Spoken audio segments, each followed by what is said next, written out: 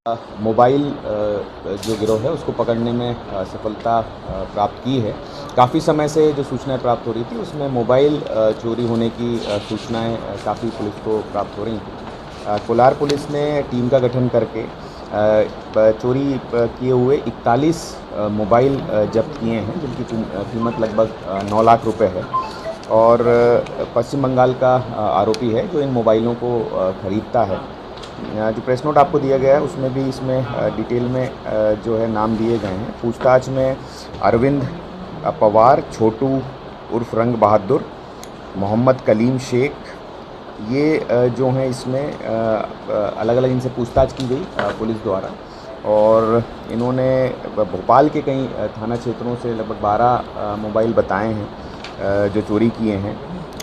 इसके अलावा जो पुलिस ने पूछताछ करी है और अन्य जो खरीदने वाला इसमें व्यक्ति है उससे लगभग टोटल कुल संख्या में 41 अभी तक जब्त कर चुके हैं। उम्मीद है कि कुछ आगे भी पुलिस को इसमें जो तकनीकी साक्ष्य के रूप में अगर सामने आए तो अन्य मोबाइल भी इसमें जब्त हो सकते हैं। इसमें जो जब्त मुशतरका है उसमें जो जिन कंपनियों के मोबाइल हैं ये काफ़ी महंगे मोबाइल हैं और जिसमें सराहनीय भूमिका रही है हमारे थाने में। उसमें निरीक्षक चंद्रकांत पटेल, उप निरीक्षक प्रमोद गौतम, उप निरीक्षक उपेंद्र सिंह, एएसआई विजय जाट, प्रधान आरक्षक कैलाश जाट, ब्रज किशोर जादौन, ऋषि तिवारी, आरक्षक कपिल राजकुमार, इनकी महत्वपूर्ण भूमिका रही है। और जो मोबाइल हैं अब उसकी पूरे डिटेल और करने के पश्चात जो उसके वैधानिक धारक हैं उनको वो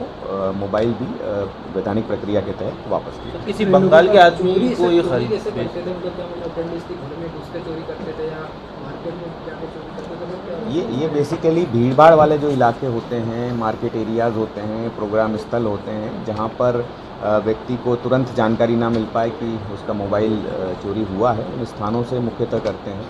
और सामान्यतः भी मोबाइल जो चोरी की वारदातें होती हैं उसमें या तो मोबाइल का कोई ओनर आसपास ना हो या भीड़-भाड़ वाले इलाके हों जहाँ पे काफ़ी तादाद में लोग हों, वहाँ से मोबाइल चोरी किए जाते हैं, जिससे तत्काल व्यक्ति को पता ना चले और वो वहाँ से जो चोर है निकल पाए। यहाँ पे बेसिकली जो भी संपर्क रहते हैं, कोई एक व्यक्ति संपर्क सूत्र रहता है जिससे पूर्व से ये परिचित रहते हैं और उसके थ्रू जब भी कोई डीलिंग होता है, मोबाइल मिलता है, उसके बाद यहाँ पे जितने भी मोबाइल चोरी होते हैं, क्योंकि वो संपर्क बाहर का उनको मिल जाता है और अन्य राज्य का होने के कारण जो मोबाइल है उसको विक्रय करने में भी आसानी होती है, पुलिस को ट्रेस करने में मुश्किल होगी, ये भी इनकी जानकारी में रहता है।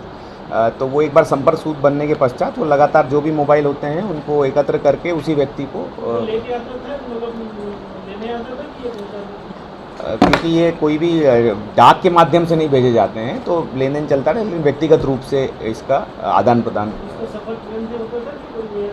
वो अलग अलग माध्यम है। ट्रेन से चूँकि दूरी से वो आ रहा है तो वो ट्रेन के माध्यम से ही आता था और यहाँ पे आने के पश्चात जो संपर्क सूत्र है उससे मोबाइल एकत्र करके अन्य स्थानों पे खपाने का कार्य किया जाता था। अभी इनका आपराधिक रिकॉर्ड देखा जा रहा है, चूँकि चोरी की वारदातों में जो अपराधी होते हैं उनको पकड़ने के पश्चात ही स्पष्ट हो पाता है कहाँ पे उन्होंने वारदातें की है और अन्य ज़िलों में भी वारदातें हुई हैं। अगर इसी मॉडस ऑपरेंडी से हुई है तो उनको भी सूचना दी जाएगी। अगर अन्य ज़िलों में वारदातें उसे तो स्पष्ट हो पाएगा आपराधिक रिकॉर्ड निकल जाएगा। सर, एक मंदिर तोड़ने का मामला सामने आया, एक आरोपी को भी गिरफ्तार किया है क्या? हाँ, इस मामले में जो जोन 3 का है इसमें एक मंदिर है, उसमें जो मूर्ति है उसको क्षतिग्रस्त करने का मामला सामने आया है। पुलिस इसमें जो स्थान है मंदिर का वहाँ के आसपास के क्षेत्रों में पूछताछ कर रही है, वहाँ के तकनीकी साक्ष्य भी एकत्रित कर रही है। अभी कुछ संदिग्ध पुलिस के पास में है, उनका कंफर्म होने के पश्चात ही इसमें आगे बताया चल जाता था कि आज बीजेपी कांग्रेस किसी भी नहीं, ऐसा कोई विशेष नहीं है कि किसी को टारगेट करके इनके द्वारा किया गया। भीड़ भाड़ वाले इलाके सामान्यतः भी शहरी क्षेत्र में रेलवे स्टेशन है, बस स्टैंड है, आवागमन के जो ट्रांसपोर्ट के मीडियम हैं उसमें भीड़ भाड़ रहती है। काफ़ी धार्मिक स्थलों पे भीड़ भाड़ रहती है, त्योहारों का पूर्व से लोगों को पता होता है।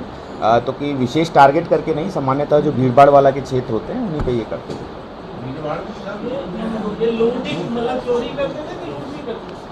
लूट का तो चूँकि जो घटनाक्रम होता है तत्काल ही पुलिस के संज्ञान में आ जाता है और उसमें मामला दर्ज करके उसकी जो विवेचना है वो भी अलग तरीके से की जाती है। चूँकि ये चोरी के थे, व्यक्ति को तत्काल पता नहीं लगता था और कई बार ये भी स्पष्ट नहीं हो पाता है कि मोबाइल उसका कहीं गुम गया है, गिर गया है या चोरी हुआ है, वो भी उसको जानकारी नहीं लग पाती थी। इसलिए इसमें रिपोर्ट भी कई दफ़ा पुलिस थानों में नहीं होती है। जब जब्ती होती है तो जानकारी मिल पाती है कि ये चोरी किया गया था मोबाइल और फिर उसकी वैधानिक कार्रवाई की जाती है। OLX पे भी खपा देते क्या? OLX पे OLX की अभी तक इसमें कोई जानकारी नहीं है कि OLX पे ऑनलाइन बेचने की नहीं है।